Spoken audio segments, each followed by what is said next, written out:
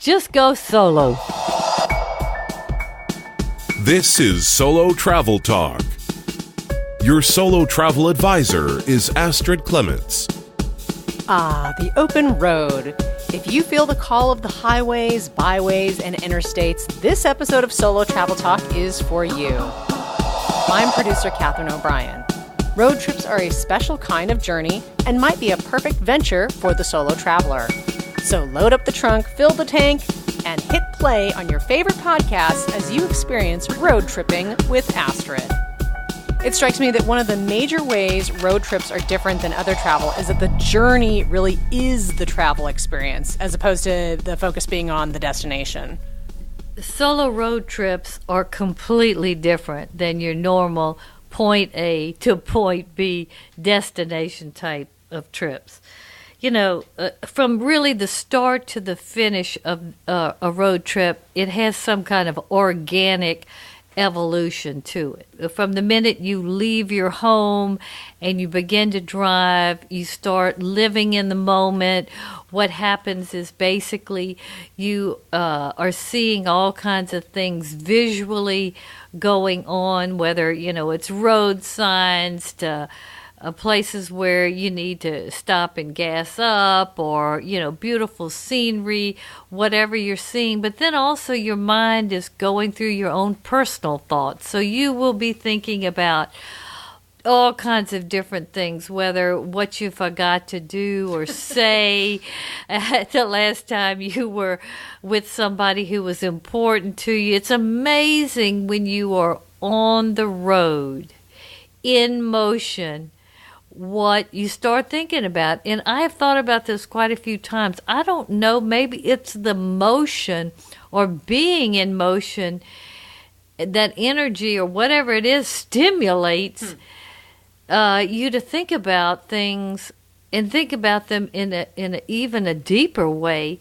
than you would if you just sat down at home and said, well, I'm going to think about this, or, oh, I shouldn't have done that. And then, you know, I don't know. There's something about, you know, you've got all this going on that you're seeing on the outside, and then you have this going on what's on the inside. So that in itself makes a road trip, I think, totally different than a normal type of vacation where you know, have to go to the airport, go through the security, all the hassle of all of that. And really what it does is it gives you some real quality me time. You know, that's what I think is the number one thing that I would really say that a road trip does if you do this solo. I mean, granted, if you do it with your significant other or your family, it'll be fun too, and there'll be some of what I just talked to about it. But if it's a purely solo road trip, this is what you're going to experience. Why are road trips a good choice for the solo traveler, and really what can the solo traveler expect? Okay, first of all, the solo traveler is usually somebody who is highly independent and confident.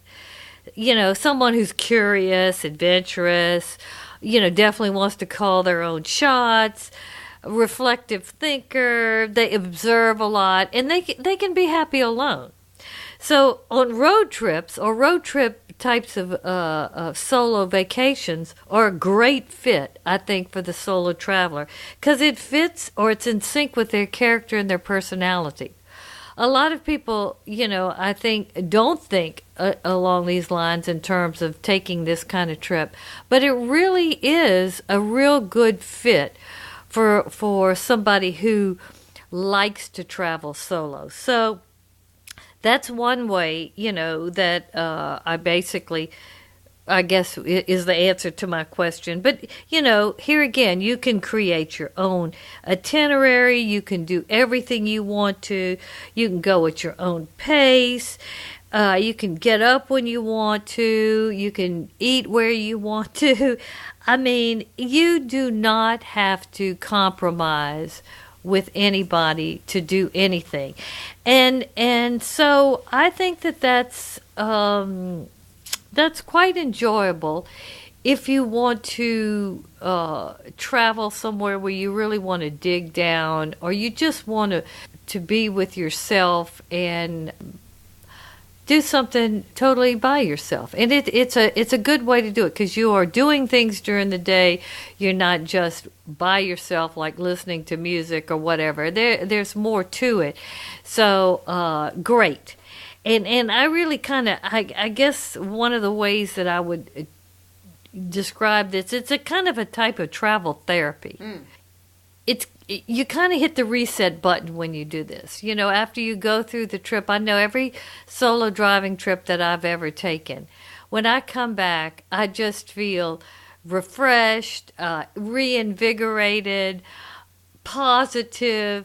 And I don't know if it's strictly the motion of it, even though, you know, some of it is not fun, it can get monotonous, etc. But there is some kind of therapeutic, I think, essence to road trips, and especially to solo road trips.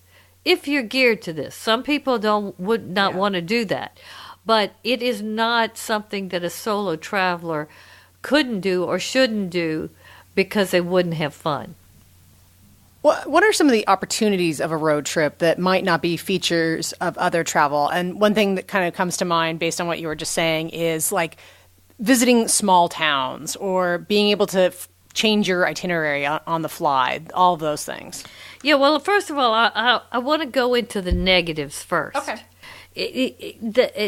You know, there's a lot of monotony if you take a long solo road trip that you've got to be prepared for, okay? So that's a big negative. Some people just want excitement all the time, and they're not going to be happy if they have to do hours and hours of driving. So you have to prepare for that, and I'm going to go into how to deal with some of these negatives to where, you know, they're really not negative anymore. They're really...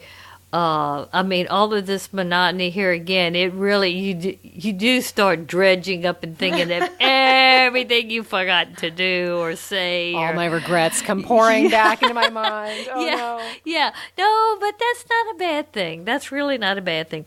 Then it definitely takes more time than most kind of travel. So if people are impatient or they don't want to do all this, it's much more timely. And they might not have the time.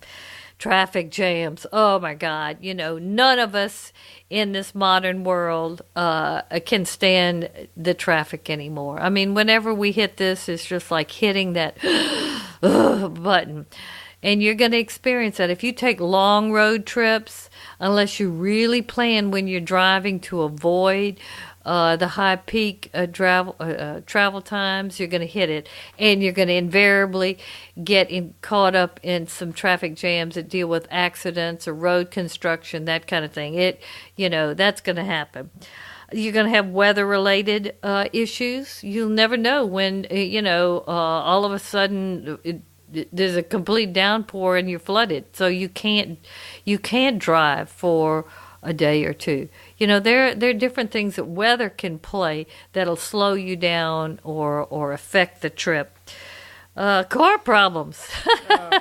Now, you got to, before you leave, and I'm going to give you some tips, you have to make sure your car is in tip-top shape because being alone and having car problems, of which I've experienced, you have to be resilient. You have to be prepared. If you're prepared, then you're not gonna just get all stressed out and get in panic mode or whatever. And then you've got these parking issues. A lot of times you think it's going to be easy to find a parking place, and it's really not. And it can also be very costly. So those are just the basic negatives. They're not really anything really bad, but they're different than, I would say, a classic point A to point B destination where you're really not using a car at all. Now, on the positives, I think that these types of trip with this, like I talked about, this distinct organic evolution, like going with the flow of the day. There's so many opportunities, or there's serendipitous things that come up. You'll see things, I want to go to those gardens, like Bellingraph Gardens or whatever. You would never go to Bellingraph Gardens. It's between Mississippi and Alabama, I think. But they're beautiful. But if you're not in the car, on the interstate, on the road, and if you're on a road trip and you don't have any real timelines and you love gardens, you have the opportunity to do that. And you can stay as long as you want. If in the first 15 minutes you don't like it, get back in the car. But if you love it, you can stay there for several hours.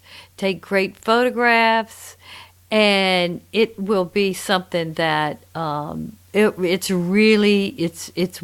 a wonderful aspect of travel. And really, that's how I grew up traveling. There was I flew some when I was young, but that's when aviation was just getting really started for the masses. So a lot of our trips were road trips, and I loved those because they were just so much fun, because just of what I'm talking about. We would stop here. We would, try out this weird snowball or whatever, so that's great. And then, there are landscapes that you get to see, the rolling hills, the mountains, the lakes, the sunsets, all of the woods and different types of greenery and deserts and everything. If you're not in the car seeing all this, you'll see it from overhead, but it's nothing like being in it and then going through it.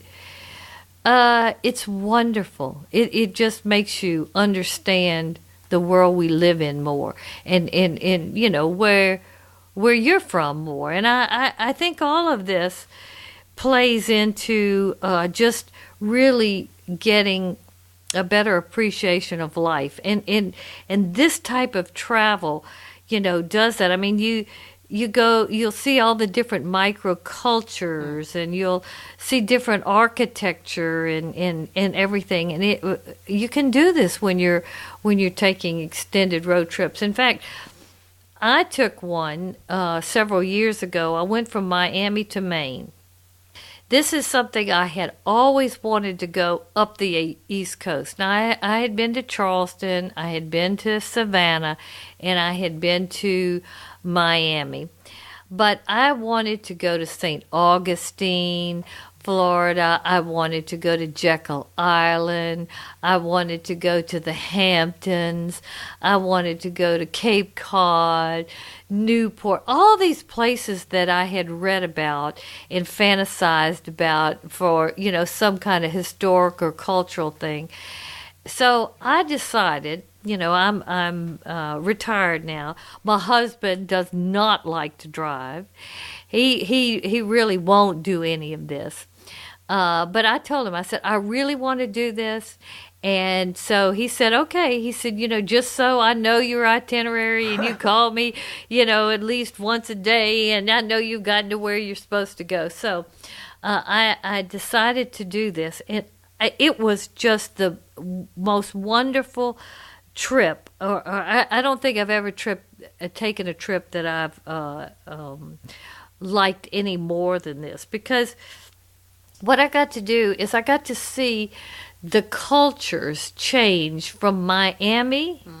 This is what I did: Miami, Palm Beach, St. Augustine, Jekyll Island, Savannah, Charleston. Then I skipped North Carolina because I've done a lot in North Carolina and D.C. and Maryland in that area. And I went all the way to the Hamptons. And I had always wanted to go to the Hamptons. And I spent over a week there, stayed in a great bed and breakfast that was owned by a former butler. So we had butler service. It was wonderful. Then I went to Cape Cod, Newport, Salem, Portsmouth, and Kennebunkport. So I got to see the cultures change. I got to see the landscapes change. I got to eat the different types of food, and I took food tours in different places, the interior, historic interiors, the architecture change, the way people dressed. I mean, you could distinctively see how even the look of the people from Miami versus Charleston versus the Hamptons versus, Maine. I mean, you could see it all evolve, and it was wonderful. And after I came back, after I, got home, I just thought, America is awesome. I mean, it is awesome. All of these little microcultures that, people value and their traditions and everything, and it's the only way that you will be able to appreciate any of this, because like every place that I had been on this trip, except for like Charleston and Savannah and Miami, I had flown into, so I'd been there several times. But all these other places, you really have to drive to them. And so that's my point. Most people are not going to fly to St. Augustine, Florida, and have a vacation there. And let me tell you, that is the most fun place. It's got great history. It has a kind of a Caribbean, New Orleans feel to it. Great boutique shops, lots of good restaurants, lots of different historic things. I was going to say the history there is amazing. The history is amazing, and I didn't realize that it was a time in that era where, like, the railroad ended there from north to south. And they had people like Flagler, big, developer, industrialist, and I want to say Ripley. I know that the Ripley, believe it or not, museum there. There was another gentleman. I'm sorry, I've forgotten it now. But it was an area where some very rich, eccentric people located, and they have all of these weird things you can see there that I never knew. I mean, why would they be in St. Augustine? Well, they are. I mean, they have like three-legged chairs. When I tell you all these weird things, three-legged chairs aren't that weird, but there are a lot of things you would have never thought about that are there for you to see, either in a museum or in some kind of a setting. It has a something's going on there metaphysically, but you can't put your finger on it. There were a lot of pirates in there, but that's not it. It's just a different place. But it's a great place to go to.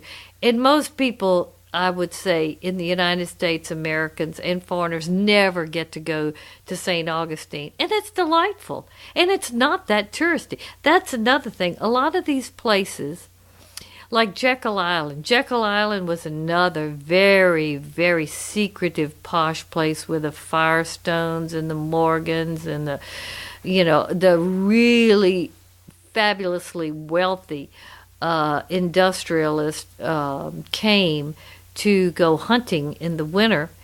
And it originally started, and you could only have a place there by invitation. And, it was super secretive to the point where that's where they concocted the Federal Reserve was there. But it has a beautiful old wooden hotel, Victorian hotel and clubhouse. And, you got croquet and kayaking. I mean, you can do anything there. And it has a very old kind of Victorian feel to the place, very secluded, deer walking around at night, have beautiful little shops to shop in, a bookstore that's wonderful, horseback riding. But you wouldn't go there unless you drove there. Yeah. And it is a great place, not overrun by tourists, and very, very high quality. I mean, who can go see how J.P. Morgan lived? And they have his apartment in there. The whole thing was very interesting, and it's woven into a part of our history. I mean, I have this thing, and I haven't really totally come to the total bottom line of why the answer I'm trying to find, but it's amazing how certain things happen in certain places, and this is one of them. Why did all of these very wealthy people end up choosing this particular place, and really, which was kind of almost a swamp area, to be very refined in a kind of a hunting natural scenario and be very exclusive. It's kind here again. It's a mysterious draw that drew them into there, but they felt very safe there, and went on for a long time until other places evolved. Probably actually Newport took them over. I don't know why it lost its pizzazz, but it did. So all of these wonderful places, out of the way places, you wouldn't go to unless you were in your car or on some kind of road trip, because you just wouldn't go there. And what's so great about most of them is they're not that touristy, because they're not overrun by tourists. So that makes it even more enjoyable. So it's these unique small towns, it's these unique places, and then also all the scenic things. You've got like Sedona, the Grand Canyon. Those places are the most fantastic things visually. They're like earthscapes, like you cannot believe. They're like on another planet. They're just unbelievably powerful and beautiful. And every time I've gone to those areas, I feel different when I'm in those environments. You've got the Pacific Coast Highway, which I haven't done yet, but I want to do. I'm trying to plan for next year, San Diego to Seattle road trip. Wow. That's going to be my next one. My Miami to Maine was so much fun. I want to do the same thing on the West Coast and watch the cultures evolve, eat the different foods, just kind of just see how it all changes from one locale to the other, and experience all those different things that you can do. So that I think is you can't see all of this or experience these small jewels if you're not on some type of road trip. You just probably won't. So, Astrid, do you have any tips about organizing a road trip that might be different than other trip organization? Okay, well, first of all, most of them are car-centered. Yeah. Let me tell you something. You get your car serviced, get it cleaned. I know most people drive with a clean car.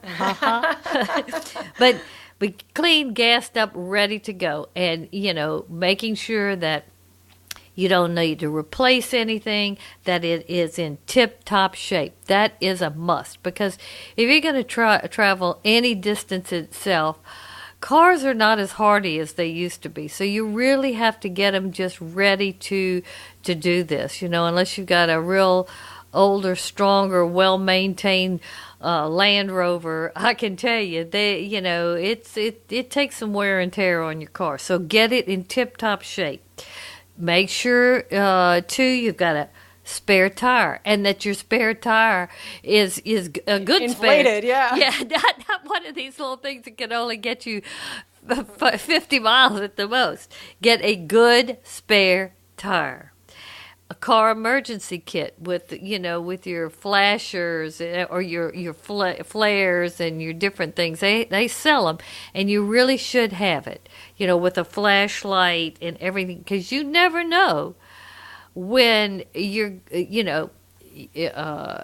might have your SOS or your emergency service, which that's going to be my next thing I'll talk about, in place, but you are in the middle of nowhere before anybody can get to you. So there are things in the car emergency kit that you might be able to help you stabilize your situation. So get one of those. Make sure you get some kind of roadside assistance. If you're going solo in a car, you definitely need to do that, whether it's AAA or if you have something like OnStar in your car or whatever, that is an absolute must. 4, don't ever let your gas tank go under a third. I mean, that was one of the things that I so foolishly did every time. Because here again, I'd be thinking about this and that, and I would just not think about gas. And then it would get like under a 16th. And I mean, I'm like 20 miles to go. Oh, and boy. I mean, was twice that I was literally on 0 and I made it. I don't know how I made it. I really don't know how to make, but that is so foolish when you're by yourself. Because the biggest safety issues with driving solo is just being stranded out in the middle of nowhere and being vulnerable. So, you want to have your gas tank always having gas. I mean, that I know that sounds, kind of nonsensical or too simple, but I guarantee you will forget about it. Well, and there's a practical thing too, is like when you're driving in unfamiliar territory, you don't necessarily know where the next gas station is. Where, you could get to a stretch where there's 50 miles where there's no gas station. That has happened to me before. Yeah. Now, some of the newer logistics in the navigation systems, they'll tell you. Yeah, they'll tell you, and you need to pay attention to that. But just in general, don't let it get below a third. Just don't. And then when you're filling up, make sure you lock your valuables in your car, especially hide your electronics. I mean, I never felt unsafe when I did my solo trip and any of my driving trips, but I'm also very careful. Then hide a spare key somewhere. I mean, some people have these little metal things that they put under where the wheel rim is, but I always like to carry a separate key in my purse, or somewhere that's not per se in the car. But if you lose your key, and it's going to be a day or two hassle. So it's just a whole big hassle. So bring a spare key. Then activate and know how to use your navigation system. If you have a car that has one of those, and most all the new cars do, and lots of people have them now, really know how to use it. Because let me tell you what happened to me. I had a very nice Range Rover that I was in my trip, and I had never used a navigation system because I'm, older, 66 years old, and I don't like technology that much, but I did know how to do Google Maps in my phone, so I mapped out everything, and I knew how I was going. And my daughter kept saying, "Mama, you need to do this navigation. It's not that hard." And so after I went from Charleston to Long Island to the Hamptons, and I had to go through New Jersey, New York, and then go through all those little off-ramps and those bridges and everything getting to the Hamptons, and then finally getting there, and then finally finding my bed and breakfast in Southampton. It was a total miracle that I got there, because these off-ramps and these things, they would just come up on you, and if you didn't go, you missed it. And then if you missed it, oh my God, it'll take you 45 minutes. I don't know how I did it. It was a guardian angel that helped me do it. So I thought, I better learn how to do that navigation system. I can't go back through there and live through this. This is really hard driving, and I'm not familiar with it. So my daughter, I called her, and she told me exactly. So I put in where I was going in Cape Cod. Well, I thought it was going to take me like past JFK, or not too bad. And then you'd go and start going up east, northeast. Oh my God! After about an hour, I was like in downtown Manhattan. And I said, what is this navigation system doing? I mean, it's going to take me, instead of 4 hours to get where I'm going, 24 hours. And I'm in the middle of Manhattan. So this was like on Labor Day weekend or some Memorial Day or something. So I called my OnStar, and talked to him. I said, look, I'm in the middle of, and I want to know how to do this, blah, blah, blah. And the lady says, well, we're just OnStar. We don't know how to tell you how to do it. And so what are you talking about? I'm stranded. I'm stranded in the middle of Manhattan. I said, and I don't want to have to spend the night here. And I was going on and on. I said, this is what I have on Star Wars to help me with any kind of emergency. She said, well, that's not what we do. We call people to help. And everybody, it was like Sunday, and all the dealerships or anybody's closed. And so she couldn't help me. I mean, I was just like so mad. You cannot believe it. And I don't get mad, but I was so mad that, I mean, let me tell you something. I was like, woo. So then I decided to call the woman who sold me this Range Rover and tell me how to put this navigation, because really I was at that point, I thought, well, how am I going to get out of Manhattan and all of that and get back? Oh, it was awful. So I got her on the phone Sunday afternoon. She knew how mad I was, and she was worried I'd never talk to her, much less buy another car again. So she didn't really know, and we finally figured out the problem was I was on back roads instead of like interstate, so make sure that your navigation is set not on all the little bitty, I mean, it would have taken me, oh God, all through Manhattan, all around the whole island before it let me get off. Oh my God, that was horrible. So, know how to use your navigation system. But once I got it on that, I was sailing everywhere I went. It was fabulous. I didn't even need Google Maps anymore, nothing. But that brings me to the next one. You need to have a good set of just paper maps, because as much as you can see it on your navigation system, you know where you're going. I like to still see it on paper. And like the National Geographic maps are really good. They have a lot of information on things you can do and blah, blah, blah. So get that as backup. In the event that your system fails you. All your technology conks out, yeah. Okay. Then when you're tired, stop. Don't push yourself. Because I can tell you, if you take long road trips and the monotony of everything, and you start speeding, and when you do that, you're not really paying attention, and you're more likely to, your senses aren't as focused as they need to be, something can happen. So if you feel yourself, stop. Go to Starbucks. I mean, Starbucks, I love stopping at Starbucks. Or if you have to, just pull over on the side of the road. Now, don't pull over and sleep or take a nap in the rest areas, because they are not what I consider the safest places in the world. And they really actually, a lot of places are against the law to sleep there. So, I mean, if you're really tired, I mean, first of all, stop and get yourself a cup of coffee or a Coke or whatever that'll kind of pep you back up. But walk around, because that's some of it. If you sit so long, it just makes it worse. So when you're tired, stop. Even if it means you have to stop every half an hour. Like on my way back, it was a very long trip, and I had to spend the night halfway. I stopped at the very end. I was stopping like every 30 to 35 minutes because I wanted to make it home. I didn't want to be, exhausted. No. Yeah. So I did. And that gave me just enough refresh to make it to the next stop. Then try and avoid nighttime driving. Don't do that. That is when you're solo, driver or on a solo road trip, especially if you're female and you don't have a pet with you. Even if you have a pet with you, driving at night, everything bad can start happening at night, I think.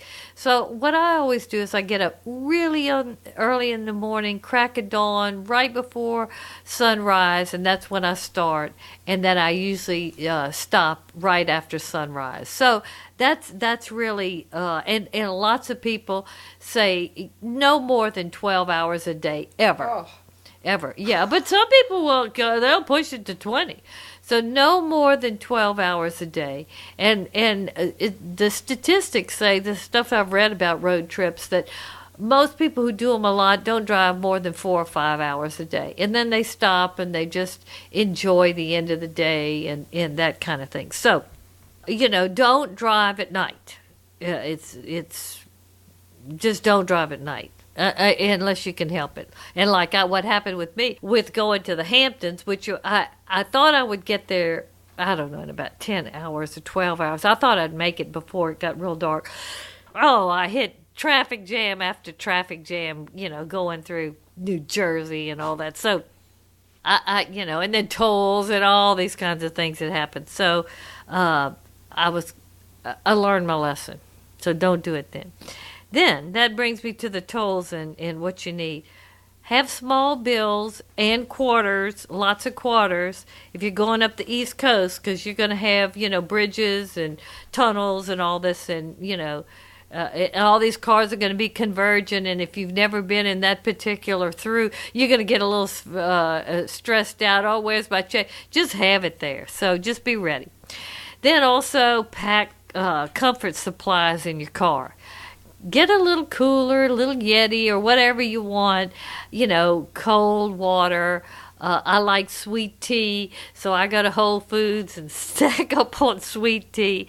Healthy snacks. I like the skinny popcorn. It's not super healthy, but I like skinny popcorn. The snacks are like one of the absolute bonuses of a road trip. Oh, yeah. That's my favorite. And the thing about it is, after, a couple of stops, you got to clean everything out. And that's another thing. Keep your car clean, because if it gets to be a pigsty, and it can easily get that way, it's not as much fun. So, and in fruit, if you like fruit, have your camera ready, because really on every road trip, if you like to take pictures, you're going to see all kinds of things you want to pull over and take shots of. So have your camera ready, phone chargers, because if your SOS doesn't work, you want to make sure you can call for help. And you just want your phone is your real safety net. So you want to have that phone charger in the event you forgot to charge it up the night before or whatever. If you need glasses, extra reading glasses, and also some tissues, because you never know when you have to stop to use the bathroom. And it's not the greatest bathroom on the road, and they don't have any toilet paper, and that is quite unpleasant if you can't have any toilet paper. So just think before you leave. Just put a pack or two of Kleenexes in your purse, or in your cars, and just bring them in when you go, just in case there's some you don't have any. So those are just basics, but it's kind of common sense. But plan for it. Then things to fight the monotony. The monotony is probably the biggest negative. If you're going to do a lot of driving, especially when there are long stretches of nothing. And a lot of people don't like to drive. Like I said, my husband hates to drive. He won't go anywhere it takes anyway. He won't even hardly go to the grocery store anymore if he thinks there's going to be traffic. So to break the monotony up, that's great now. You can do audio books. You can do podcasts. Mm-hmm. You can Sirius radio. Like, I know what I did is, as a child, when I grew up, my father loved Frank Sinatra. So we had this ritual in our home.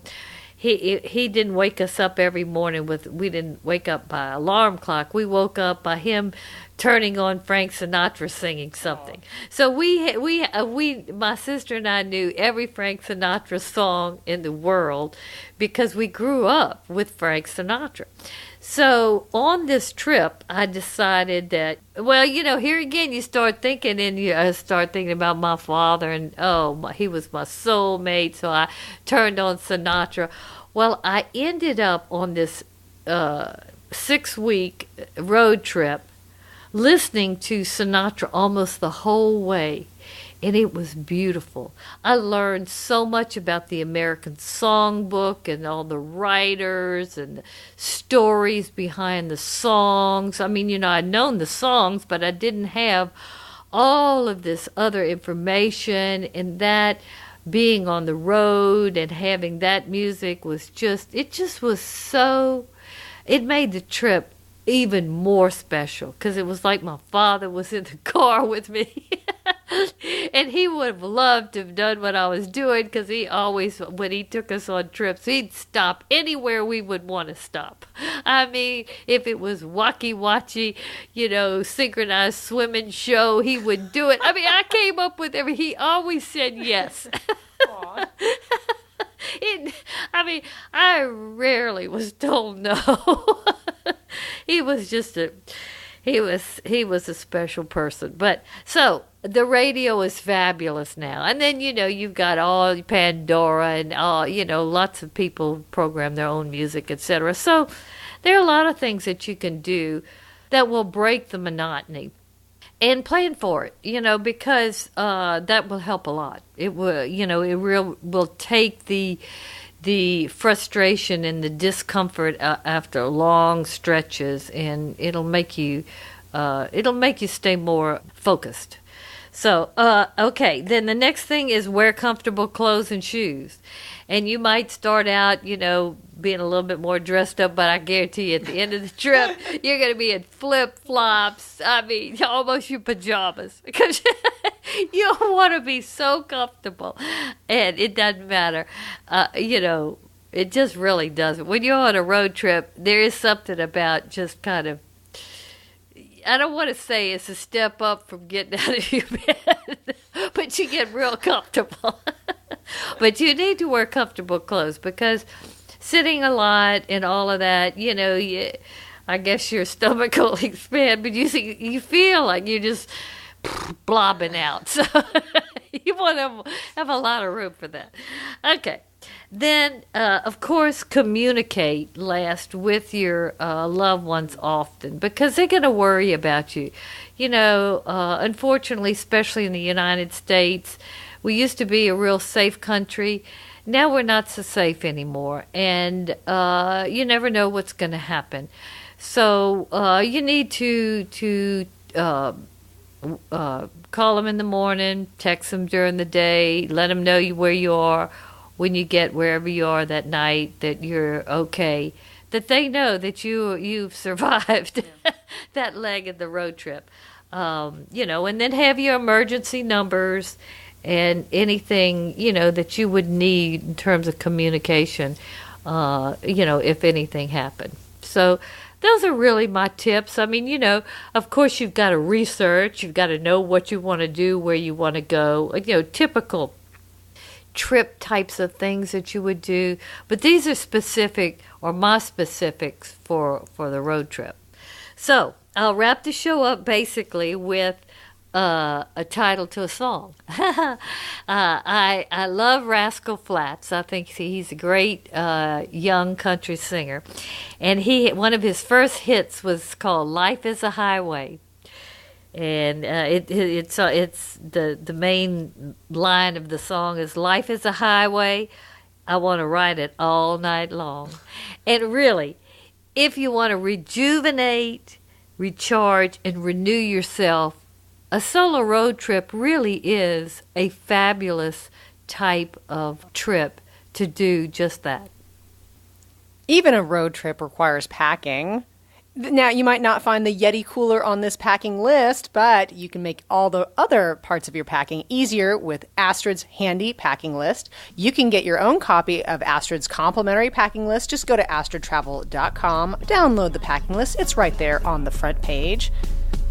You can subscribe to this podcast on Apple Podcasts, Stitcher, SoundCloud. You can hear us on iHeartRadio, TuneIn, and really find us any of the finer places that podcasts can be found. If you like what you're hearing, and how could you not, we ask you to give us a rating, a review on any of those platforms. It's going to help other solo travelers find this podcast.